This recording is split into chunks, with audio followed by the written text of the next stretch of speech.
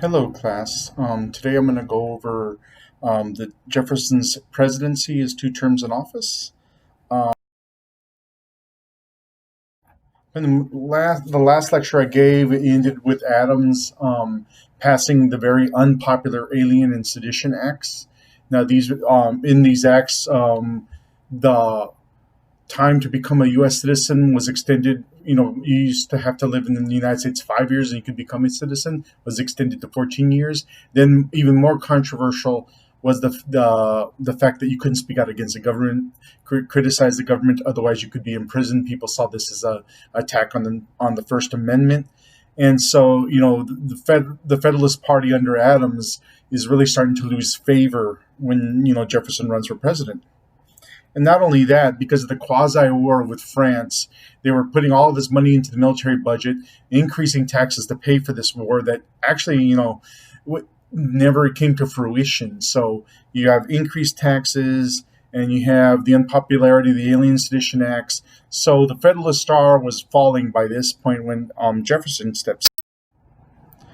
Now, the presidential campaign, for Jefferson was very, he ended up with a lot of personal attacks upon him. In the newspapers, they were writing articles about him, fathering children with Sally Hemings as slave.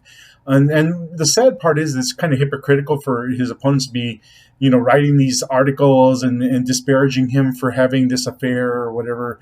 Not really an affair, not like she had a choice in the matter. But the point is, most of his opponents or critics are all landowners, slave owners, and they all do the same thing. Another attack that was waged on Jefferson is they called him an atheist. But in the sense, he was not an atheist. He was a deist. A deist is someone, and it was actually very popular at the time because you have to understand these were children of the Enlightenment and the scientific revolutions. They looked to science more to answer things. And deists believed in the existence of God, but they didn't necessarily believe in the Bible. I think it was Thomas Paine who says, like, I don't need a book to tell me that, there's a God out there. I see him every time the sun rises, when I'm out in nature, when a baby's born. So, and Jefferson took this even further. He actually wrote his own Bible known as the Faith and Good Works of Jesus Christ, which is basically all the philosophy of Jesus, but none of the miracles. And many of the founding fathers were deists as well. Like I said, it was probably the in thing, the vogue thing, to be a deist and, and these, like I said, these are children of the Enlightenment. This is what they're looking at. And this is kind of what, was popular at the time. Jefferson wins, but not by enough of a victory to be officially elected president. He gets 73 electoral votes to 65. Most of his support comes from the South and the West, and these would be anti-federalist people who would be in his party, who are looking to expand, but also do not want a strong central government. And this is where most of the votes came from. So because he didn't get the super majority of electoral votes, the 3/5 clause gets invoked, and it gets passed on to the House for vote as to who becomes president. And also, as it says there in the PowerPoint, one of the things that was key in this victory of gaining so many electoral votes in those places is the 3/5 clause. Now, really, the House was more Federalists, and so the majority of them supported Burr. Jefferson barely ekes by a victory because some of the Federalists abstained from voting because they preferred Burr, but they really didn't like him, so they kind of just sidestep voting, and Jefferson becomes president. And Jefferson coming to power after two Federalist presidencies. Washington was a Federalist, Adams was a Federalist. And all of a sudden now you have an anti-federalist coming into office. This is actually very revolutionary for its time in world history. Because any time a political party has changed or different heirs, different family lines have taken thrones or whatever, it's always been through bloodshed, through war. This is the first time in all the world history that they've ever seen this happen, and that's why it's known as the Revolution of 1800. It also showed that maybe that Constitution can survive political change, and that Constitution is strong enough to keep us together. And so, this is why we refer to it as the Revolution of 1800. No bloodshed, changing of political parties. Our democracy is still intact. Now, Jefferson wanted to make it a point that he was just an ordinary person, that the president was just an ordinary U.S. citizen. And so he did a lot of things to kind of make this point or illustrate this point. When it was time to be inaugurated, Washington's this big, muddy, swampy area. And instead of going in a nice horse-drawn carriage, he walks through the mud with everybody else to show he's not above anybody else. In fact, in that time period, if you knocked on the door of the White House, chances are it was Thomas Jefferson who would answer the door, and usually just in a robe and slippers. And then when you'd have these fancy state dinners normally, there's places to sit. Everyone's places are marked or where to sit, and it's usually a very formal affair. Same thing to this day. But with Thomas Jefferson, it was more like sit where you want. The food's over here. Just very laid back atmosphere. And a lot of these foreign dignitaries that came in, they were already looking down on America. They just kind of looked like, yeah, that seems like something America would do. He in his sense was trying to promote this citizen president, and because he's an anti-federalist, does not want strong central government, but he does a lot of things that actually go against or opposite that which he does and says. One thing, when he comes in, he usually, when a president comes in, they clean out the office. Everyone who worked for the old president gets fired. They bring in new staff, and Jefferson didn't do this. He kept a lot of appointments, and even though they were Federalists, he kept them there. So that kind of angered some of his supporters who were looking forward to getting jobs. And this system of vote me in and I'll give you a job is known as patronage. One thing he does do when he gets in office, he immediately pardons all the people who are convicted under the Alien Sedition Act, and he also goes back from 14 back to 5-year requirement of residency in the United States to become a citizen. Both very popular acts. And then he doesn't. All this time he railed against Hamilton and his bank and said it was unconstitutional, too much federal power and stuff like that. But then he gets into his office. He doesn't get rid of the bank. In fact, he recharters the bank. He extends the life of the bank. And so some of the stuff he was saying all this time, he really doesn't do when he gets into office. And there was really not much of a change, even though you have a new, political party, there's not much of a change in Washington. One thing that was controversial that happened just as he left, Adams signs the Judiciary Act of 1801, in which he opens 16 federal judgeships and fills them with staunch Federalists. So in a sense, Adams is leaving office, but leaving the structure in place to promote their idea of federalism.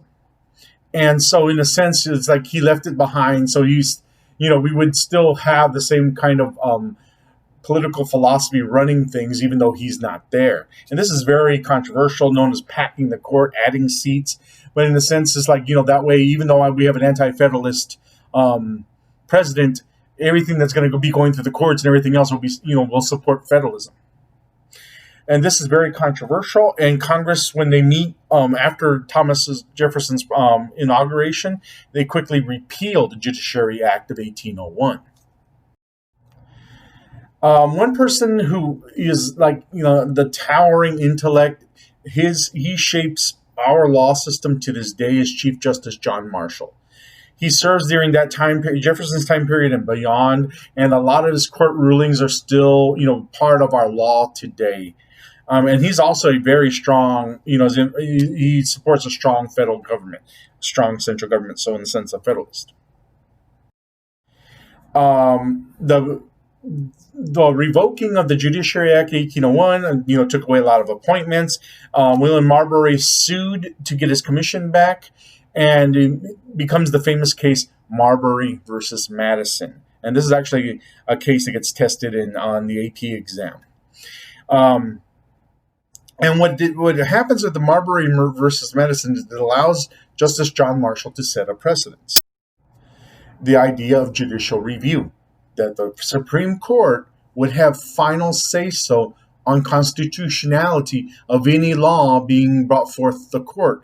So they're the final check on any law that anyone passes in America, and this establishes the independence of the judiciary, but also the supremacy of the Supreme Court.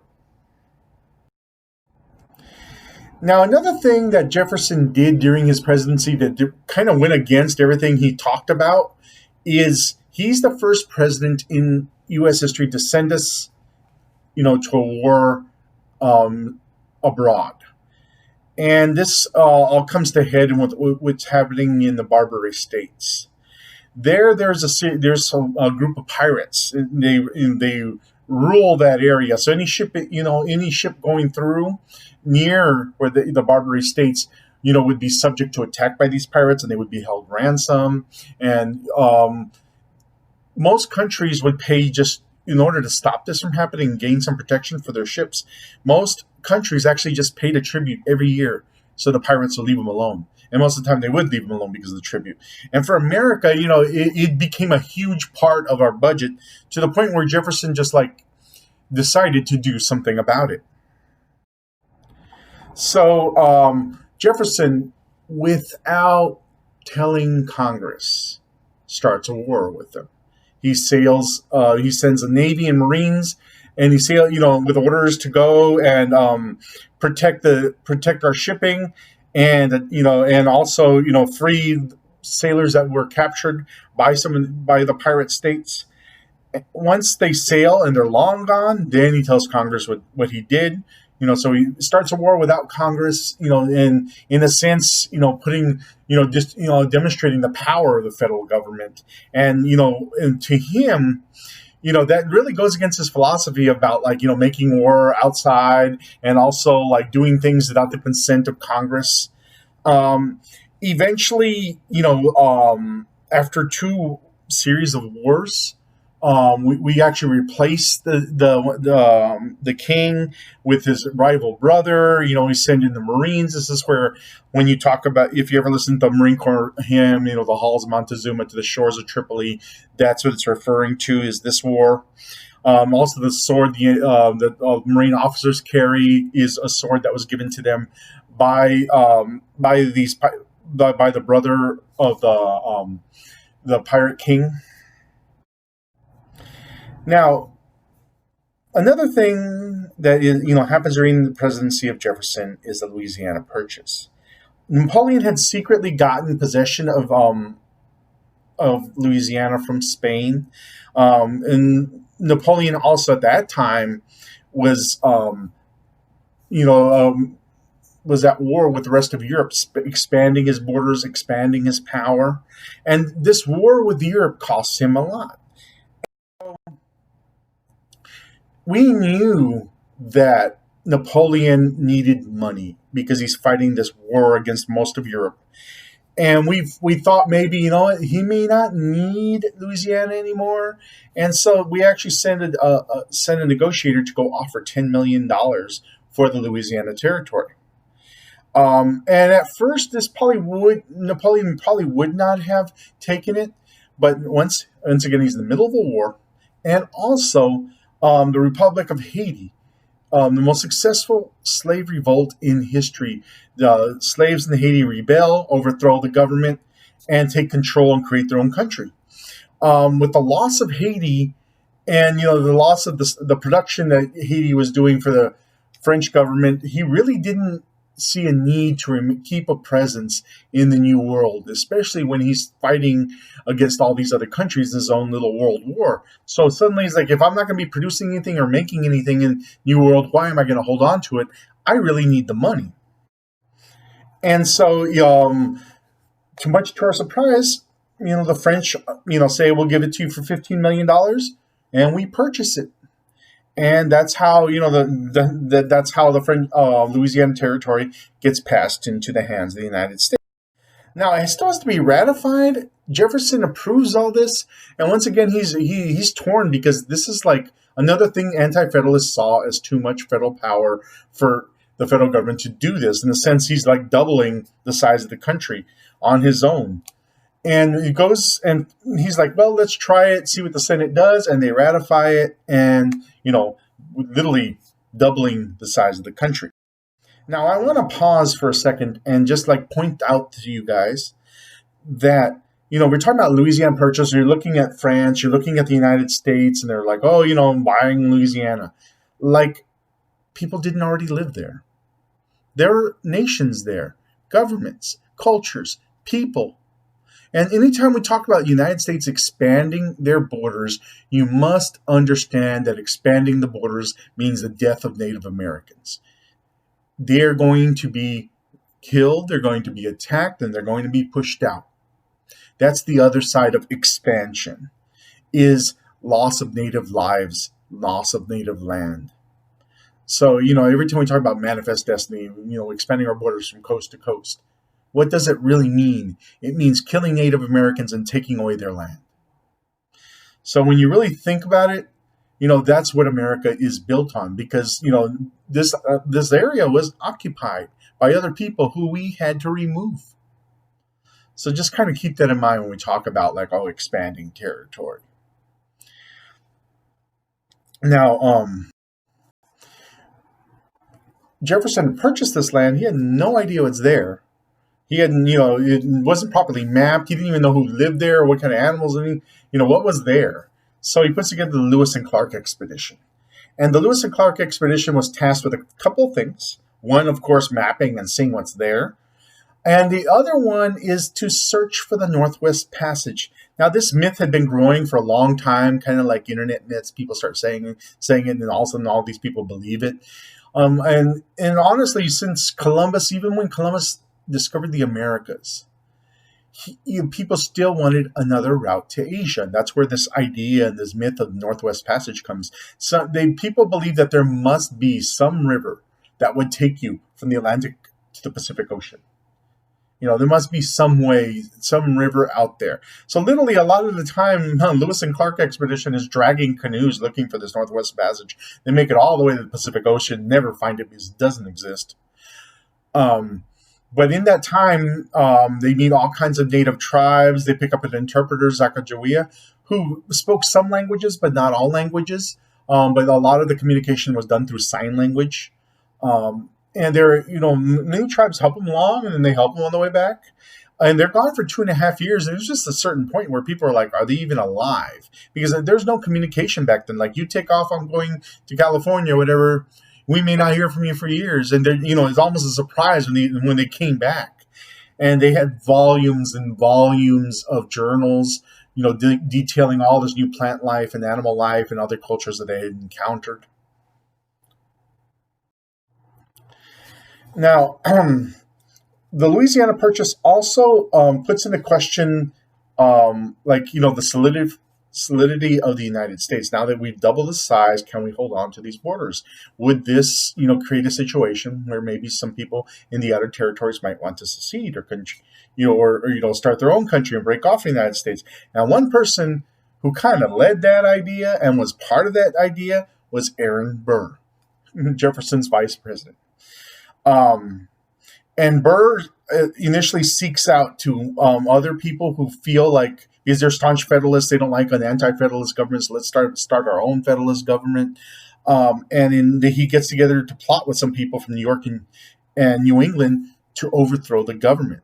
Now, the person who figures this out and finds out about it is Alexander Hamilton.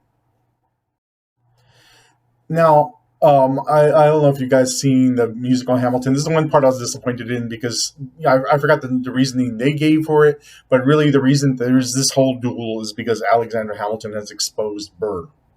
Now, duels back then happened all the time, and they were actually really formal affairs.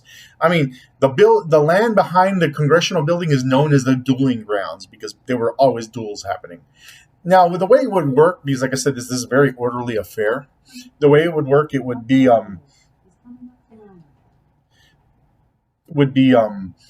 like an insult or something, and then what you would have after that would be What you have after that is a series of like newspaper letters talking, like kind of trash talking each other. And then after this would go on for a little time period, letters would be exchanged as well. Then their like friends, their seconds, their best friends would meet and plan and set up the duel. Now, duels back then, weren't exactly how you might picture them. Really, a duel, to meet someone in a duel, was just to show that you're brave enough to show up. Most of the time, people didn't, seek to shoot each other, like kill each other. Sometimes they would just shoot over your head or just aim the gun straight up. Or if they were using blades, it was the first blood, and then it would be over. Like I said, it was just about being brave enough to stand up and say, like, I'm brave enough to stand here in a duel. Now, there were some times that people did actually shoot each other because, the animosity went that far. But a majority of the time, it was just like, they would just show up, fire in the air, and it would be over with. Now, unfortunately, in this instance, Aaron Burr hated Hamilton. Hamilton fires over his head like a gentleman does, as they say, and Burr takes aim and shoots him and kills him. He decides, like, better get while the getting's good, and decides to start yet another plot in the Mississippi area to get that to secede and create a new country. He is actually arrested and brought to trial. And Chief Justice John Marshall at that time actually rules that he's not guilty because he hadn't done anything yet. He was plotting to do it, but he hadn't done it. And I know nowadays we have laws that, like, when you plot to do something, you can actually be arrested, and it's something that you could be charged with. One of the good examples are RICO laws, like before they couldn't arrest mob bosses for killing or whatever because they never did it. And what this did is said it was like, if someone in the organization did something, the whole organization was guilty. We didn't have any of that back then. So Marshall says since he hadn't actually committed the crime, he could not be charged with the crime. And he's acquitted, but by this point, Aaron Burr's like, I better get all the getting's good, and he leaves to Europe. Now, as Jefferson gets reelected, and he's actually really popular at that point, he wins 162 electoral votes. At that same time, Napoleon's at it again, re-invoking another war in Europe. And we get embroiled in that war because the United States wants to trade, and we don't care who. So, like, we'll sell guns to the British and the French. We'll sell goods to both sides, and both sides were very angry at us for doing so. So this is how we get dragged into this war. London issues the Orders in Council, which closes all the ports under French control to foreign shipping, including Americans. They would have to stop at British ports and be inspected. Napoleon does the same thing. He orders seizures of all merchant ships. If he sees an American ship going to Great Britain, it was open season on them. Each one trying to prevent us from getting, selling guns or goods to their enemy. And, really, this is an old business that we're still in today. The United States is one of the biggest arms dealers in the world. But here we are, trying to do business with both sides, and, we get hit from both sides. One thing that the British Army was especially guilty of doing was attacking and boarding American merchant ships and arresting and taking sailors off those boats, stating that they were deserters from the British Navy. And some people did desert from the British Navy because it was safer and better pay to be with the American merchant fleet. But it was only some of them, a few of them. But most of the people that were taken by the British were U.S. citizens, and we estimate about 6,000 U.S. citizens were kidnapped in such a way and forced to work in the British Navy. Now, this is an old practice Great Britain had been doing for a long time. They had what they called press gangs, which would literally hang out in bars, get you all liquored up. You'd pass out, drag you onto the boat, sail in the middle of the ocean. You're in the Navy now, and there's no place for you to go. So this is just like, standard practice, but now they're doing it to, American citizens. And, to be honest, like, how do you identify yourself, which is what? The names are the same, the accents are the same, language is the same. But Great Britain did board a lot of our vessels and take a lot of our sailors. And this was already driving people toward war. Now, one that was just flagrant was the Chesapeake affair. Because literally they chased this ship and attacked it 10 miles off the coast of Virginia. They're nowhere near Great Britain or France. the British captain demands that there were four deserters on there that he wants back, and London, has been saying they had the right to do so. So the commander refuses. They open fire. People are killed and wounded. The United States is very angry about this. So they go and they tell Great Britain, this is almost war. And Great Britain does not need another war. They're in the middle of a war with Napoleon, so they kind of back off. And it was very close to war. In fact, the war does come very soon after Jefferson leaves office. That is the War of 1812, which will be the next lecture. Um, Thomas Jefferson does a couple of things to try to keep us out of more stuff like this happening, bring us to the war. So he sees that, they keep attacking our ships and preventing us from doing trade. So in his mind, he's like, okay, I'm going to try and protect the United States and keep us out of a war. So he passes the Embargo Act, which forbade all goods for the United States from being, sold to other places. Like basically he banned trade. And this really hurt the American economy. I mean, there was some smuggling going on and stuff like that. But, without trade, the American economy just, it crashed. And people were not happy with Jefferson. They eventually passed the Non-Intercourse Act, which said we could trade with everybody but Britain and France. Thomas Jefferson's thinking this whole time is that if we stop trading with Britain and France, they realize they need us, they'll back off and leave our ships alone. Unfortunately, that's not what happened. They didn't back off, they didn't negotiate, and all this did was just ruin our economy. And just because we could trade with other people, our big business was with France and England, so it was hurting. Now, what we do see is an inkling of the beginnings of what we will talk about economic independence. Like the United States was independent from Great Britain, but they were still very economically dependent on them. And it's at this time when we can't trade with anyone else, get goods, that we start to, in a small scale, start to create our own factories here in the United States. And this, after the War of 1812, we have this huge boom in our economy, and we finally become economically independent. And so this is, the beginnings of that, but also we're walking toward the War of 1812 because none of this settles anything.